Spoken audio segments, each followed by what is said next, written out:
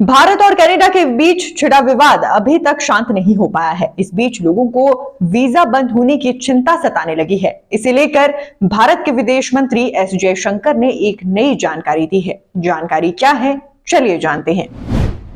भारत और कनाडा के बीच फिलहाल संबंधों में गतिरोध बरकरार है। दोनों के रिश्ते बेहद ही कठिन दौर से गुजर रहे हैं। फिलहाल दोनों की सबसे बड़ी चिंता वीजा बंद किए जाने को लेकर बनी हुई है। भारत सरकार इस मामले में पैनी नजर बनाए हुए है। जैसे ही स्थिति में कुछ सुधार होता है तो वीजा फिर से शुरू किया जाएगा।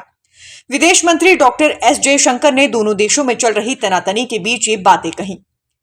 एक रिपोर्ट के मुताबिक विदेश मंत्री जयशंकर ने कहा कि कुछ हफ्ते पहले भारत से कनाडा में वीजा जारी करना बंद कर दिया गया था। इस तरह की सुविधा को जारी रखना भारतीय राजनयिकों के लिए सुरक्षित नहीं था।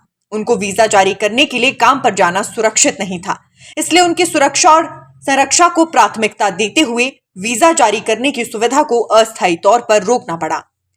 विदेश मंत्री ने कहा कि इस पूरे मामले को बारीकी से ट्रैक किया जा रहा है।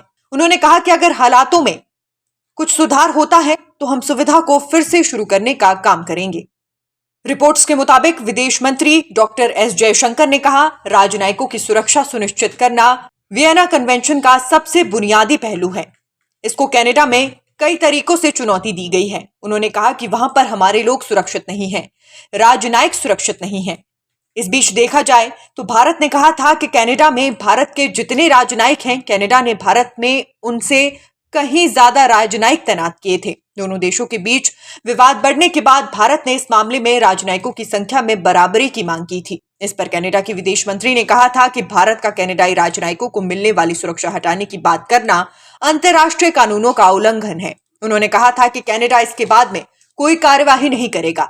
यह भी कहा था कि घूमने या बसने के लिए आने वाले भारतीयों का अभी भी कनाडा में स्वागत है। Nation speaks bureau report.